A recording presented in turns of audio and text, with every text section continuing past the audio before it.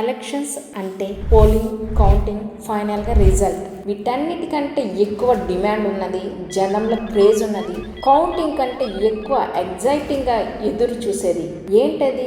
అదేనండి మన exit poll result. ఆ ఎగ్జిట్ పోల్ రిజల్ట్ ఎలా ఉంటాయి?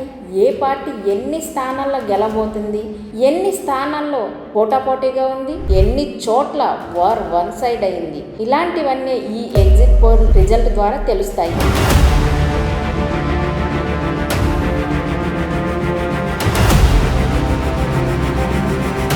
శనివారం సాయంత్రం విడుదలైన ఈ రిజల్ట్ ఎలా ఉన్నాయో ఇప్పుడు చూద్దాం. దేశం మొత్తంగా చాలా సర్వేలు జరిగాయి. అయితే మన తెలుగు రాష్ట్రాల్లో ఎక్కువ మంది ఫాలో అయ్యేది కొన్ని ఉన్నాయి. అవేంటో ఇప్పుడు చూద్దాం. తెలుగు రాష్ట్రాల్లో ఎక్కువగా ఫాలో అయ్యే ఎగ్జిట్ పోల్ సర్వేస్: మొదట చాణక్య, వైసీపీకి 47 సీట్లు, ఎన్డీఏ కూటమికి 109, ఇండియా కూటమి 0, others 19. KK survey: YCP 14, NDA 161, India 0, others 0. People plus: YCP 40 నుంచి 60 సీట్లు, ఎన్డీఏ 111 నుంచి 135, ఇండియా కూటమి 0, అదర్స్ 0. చాణక్య: వైసీపీ 39 నుంచి 49 సీట్లు, ఎన్డీఏ కూటమి 114 నుంచి 125 సీట్లు, ఇండియా కూటమి 0, అదర్స్ 0. ఆరామస్థాన్: వైసీపీ 94 సీట్ల నుంచి 104 సీట్లు, ఎన్డీఏ 71, 81, ఇండియా కూటమి 0, అదర్స్ 0.